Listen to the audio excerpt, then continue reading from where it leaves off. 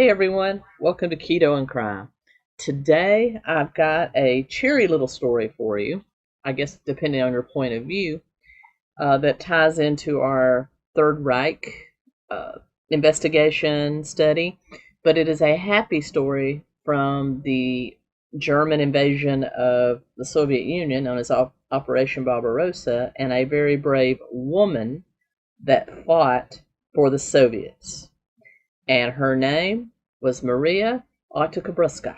And we are going to be talking about her because she is known as the Tank Woman of Russia. Let's go.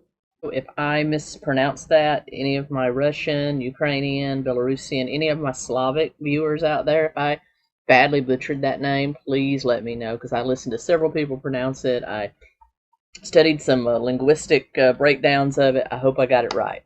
But from now on, I will refer to her as Maria. Now, I'm really bad at promoting the channel, but if you're new here, welcome. I do dark history, true crime, and movie reviews, and an occasional commentary here or there.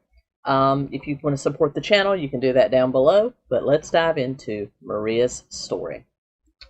Maria was born in 1905, August 16th, 1905, in the Soviet Union, born on the Crimean Peninsula to a Ukrainian family. She was one of 10 children. When she grew up, just before the Second World War, she worked in a cannery and then as a telephone operator.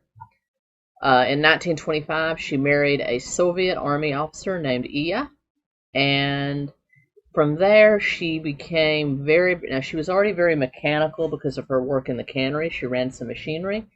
But from marrying a Soviet officer, she began taking an interest in military strategy and military equipment, mostly tanks. Tanks were fairly new. They were developed during just after World War I and became into mass use during the European arena of World War II. She believed that when you marry an officer, you become a serviceman yourself, and so he taught her how to shoot, drive military vehicles, and she also was on the Military Wives Council, helping other military wives, and trained as an army in a nurse in the Soviet Army. When World War II opened, she was evacuated, as Ukraine was one of the first, and the Crimea were one of the first theaters of the Operation Barbarossa when Hitler tried to invade the Soviet Union. So she was evacuated along with many other civilians in her area to Tomsk in Siberia. While living there for a couple of years without any word from her husband, she finally heard that he had been killed just outside Kiev in the Ukraine in August of 1941. She took the news hard, as you can imagine. This was now 1943, and it had taken 2 years for Stalin's military to alert her that she was now a widow. She became greatly angered, both at the Soviets and mostly at the Germans, at the Nazis. So she sold every possession she had and managed to scrape together enough money. She wrote to the Soviet General Secretary. She wrote to Stalin's government asking if she could purchase a tank, because she had enough money, about 50,000 rubles. She wanted to purchase a tank, and she wanted to be trained to operate it so that she could avenge her husband. She was 38 years old, and of course, the Soviets were not a very open gender equality, sexual equality type of defense. But after she persisted in her writing, she wrote several times. She was initially turned down a couple of times, but then Stalin's aides saw that this could be a public relations opportunity, that they could stoke Soviet patriotism and nationalism by showing that everybody in their country was willing to die for Mother Russia. So they decided to finally accept her. She was enrolled in a 5-month tank training course.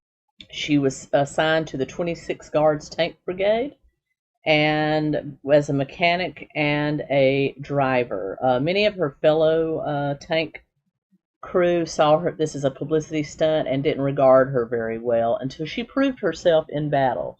She first fought against the Germans on October 21st, 1943. She maneuvered the tank in intense fighting. She and her fellow crew had destroyed machine gun nests and several artillery guns, but her tank was then, a fighting girlfriend was then hit by gunfire. She basically disregarded orders of her sergeant and leapt out of her tank and effected all the repairs herself under heavy fire. Her crew now respected her, and she was promoted to the rank of sergeant. About a month later, November 17th or 18th, 1943, Soviet forces recaptured the town of Novaya Selo during a night battle. During this attack, she pretty much grew her reputation as a skilled driver. She took part in the assault on the German positions near the city, and but during the course of the fighting, her tank was hit with another artillery shell, basically knocking off one of the belts that actually moved along. She jumped out and again, under heavy fire, were able to track and fix her tank, and then rejoined. The tanks was able to rejoin their crew, the rest of their division, a little bit later. Then 2 months later, January 1944, she fought another night battle. The attack took place near the village of Kriniki in Batabisk, and during the battle, she drove a fighting girlfriend into the German defenses. She destroyed many of the resistance in the trenches and the machine gun nest.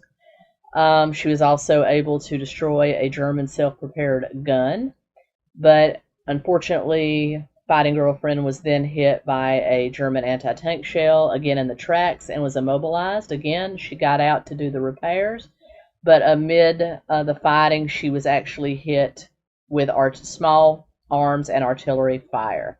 She did manage to repair the track, though, before she was hit in the head. She was then transported to a Soviet field hospital near Fastov, near Kiev, and then to a military hospital in Smolnitsk, Russia. She remained in a coma for 2 months before dying on March 15, 1944. She was buried with full military honors at the Soviet Red Army military cemetery in Smolsk. She was made a hero of the Soviet Union in retribution for her bravery and fierce fighting. As I said, even though it had a sad ending, that is one very brave Russian patriot who stood up to Hitler and gave us a very great woman to look up to. This is the type of woman you want to look up to. She was loyal to her husband, she did everything well, and she went down fighting for her country. And so I say a wholehearted salute to her. And until next time, I hope you enjoyed this quick little video. Keto and Crime, out.